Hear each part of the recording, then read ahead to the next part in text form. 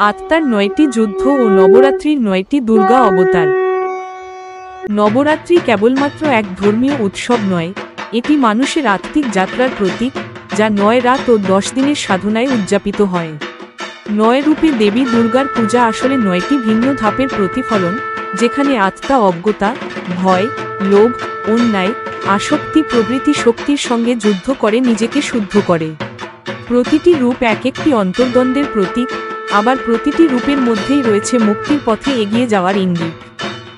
আশ্চর্যজনকভাবে এই 9 রূপের অন্তর্গত শিক্ষা শুধু হিন্দু ভাবধারাতেই সীমাবদ্ধ নয়, বরং পাশ্চাত্য দর্শনের সাথেও গভীর সাদৃশ্য বহন করে। প্রথম রাত্রিতে পূজিত হন শৈলপুত্রী।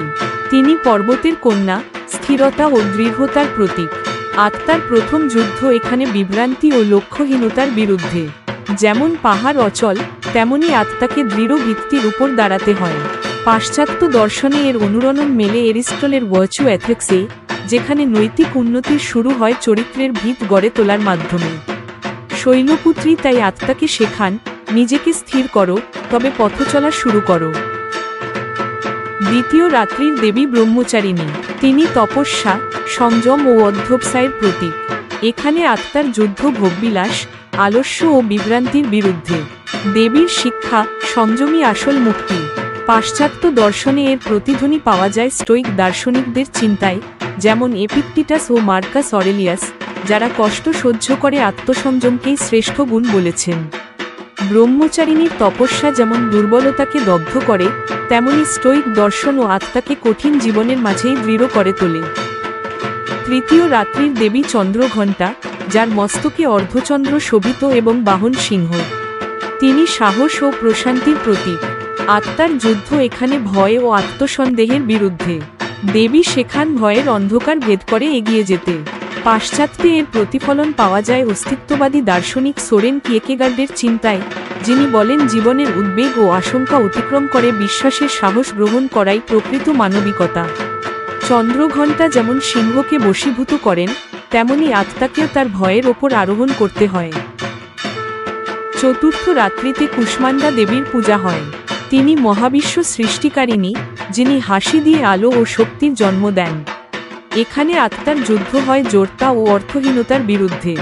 দেবী শেখান, প্রতিটি আত্মার মধ্যেই সৃষ্টিশীলতার আলো আছে। পাশ্চাত্য দার্শনিক ফ্রিডরিক নিৎশের উবমেন্স ধারণার সঙ্গে এর মিল পাওয়া যায়। নিৎশে বলেন, প্রকৃত মানুষ সেই, যে বিশৃঙ্খলার মাঝেও অর্থ সৃষ্টি করে। কুষ্মান্ডার হাসি আর নিৎশের আত্মসৃষ্টির ধারণা একই কথা বলে, অন্ধকারের মাঝেই আলো সৃষ্টি করতে হবে। পঞ্চম রাত্রির দেবী স্কন্দমাতা। তিনি দেবসেনাপতি কার্তিকের জননী, করুণা ও দায়িত্বের প্রতীক।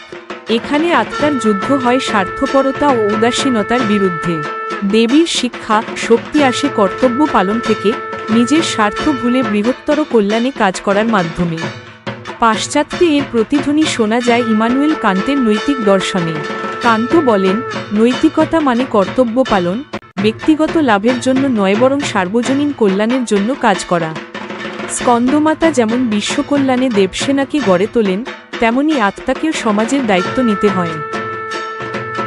ষষ্ঠ রাত্রির দেবী কাত্যায়নী, যিনি মহিষাসুরকে বধ করতে দেবতাদের সম্মিলিত শক্তি থেকে জন্মেছিলেন। তিনি ন্যায়, সাহস ও সংগ্রামের প্রতীক। এখানে আত্মার যুদ্ধ হয় অন্যায়, মিথ্যা ও অত্যাচারের বিরুদ্ধে। পাশ্চাত্যে এর সমান্তরাল দেখা যায় প্লেটোর রিপাবলিকে, যেখানে তিনি ন্যায়কে আত্মা ও সমাজের সর্বোচ্চ আদর্শ বলেছেন। যেমন কাত্যায়নী অসুর বধ করে ভারসাম্য ফিরিয়ে আনেন, তেমনি প্লেটোও বলেন, অন্যায়ের বিরুদ্ধে সংগ্রাম করাই সত্যিকারের ন্যায় প্রতিষ্ঠা। সপ্তম রাত্রির দেবী কালরাত্রি।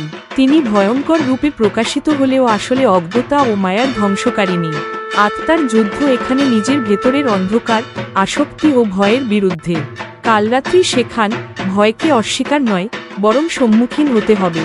পাশ্চাত্যে মনোবিজ্ঞানী কার্ল ইউং এর শ্যাডো তত্ত্ব এখানে প্রতিধ্বনিত হয়। ইউং বলেন, প্রতিটি মানুষের মধ্যেই একটি লুক্কায়িত অন্ধকার দিক আছে, যা অস্বীকার করলে নয় বরং স্বীকার করলে আত্মা পূর্ণতা পায়। কালরাত্রি ও ইউং একই শিক্ষা দেন, অন্ধকারকে মোকাবিলা করলেই মুক্তি। অষ্টম রাত্রির দেবী মহাগৌরী। তিনি উজ্জ্বল ও শান্ত, পবিত্রতার প্রতীক। এখানে আত্মার যুদ্ধ হয় অপরাধবোধ, অশান্তি ও অশুদ্ধির বিরুদ্ধে। দেবী শেখান অতীতের কালিমা ধুয়ে ফেললে আত্মা দীপ্তি লাভ করে। পাশ্চাত্য প্লোটিনাসের নব্য প্লেটোনিক দর্শনে এই সাদৃশ্য পাওয়া যায়। তিনি বলেন, আত্মাকে শুদ্ধ হতে হবে এবং ধাপে ধাপে সর্বোচ্চ সত্তার সঙ্গে মিলিত হতে হবে। মহাগৌরী যেমন আত্মাকে পরিশুদ্ধ করেন, তেমনি প্লোটিনাসও বলেন, শুদ্ধির মধ্য দিয়েই আত্মার আরোহণ সম্ভব। নবম রাত্রির দেবী সিদ্ধিদাত্রী, যিনি সিদ্ধি ও পরিপূর্ণতার দাত্রী। তিনি আত্মার যাত্রার সমাপ্তি ও ঐক্যের প্রতীক। এখানে আর যুদ্ধ নেই, আছে সমন্বয় ও জ্ঞান। আত্মা বুঝতে পারে সে ও ঈশ্বর অভিন্ন। পাশ্চাত্যে এর প্রতিধ্বনি শোনা যায় খ্রিস্টীয় মিস্টিসিজমে। সেন্ট অগাস্টিন ও মিস্টার একহার্ট দুজনেই বলেছেন, আত্মার চূড়ান্ত লক্ষ্য ঈশ্বরের সঙ্গে ঐক্য। সিদ্ধিদাত্রী ও এই মিস্টিক চিন্তাধারা একই শিক্ষা দেয়, আত্মার শেষ বিজয় তার মিলন। এই 9 রাত্রি একত্রে আত্মার পূর্ণ যাত্রাপথের মানচিত্র তুলে ধরে। শৈলপুত্রী স্থিতি শেখান, ব্রহ্মচারিণী সংযম, চন্দ্রঘণ্টা সাহস, কুষ্মাণ্ডা সৃষ্টিশীলতা, স্কন্দমাতা দায়িত্ব, কাত্যায়নী ন্যায়, কালরাত্রি আত্মসংঘাতের মোকাবিলা, মহাগৌরী শুদ্ধি এবং সিদ্ধিদাত্রী ঐক্য। প্রতিটি স্তরেই আছে সংগ্রাম ও রূপান্তর। আশা করি আপনাদের আগামী দুর্গাপূজা মঙ্গলময় হোক। আমাদের ভিডিওটি ভালো লাগলে চ্যানেলটি সাবস্ক্রাইব এবং শেয়ার অবশ্যই করে দেবেন। ধন্যবাদ।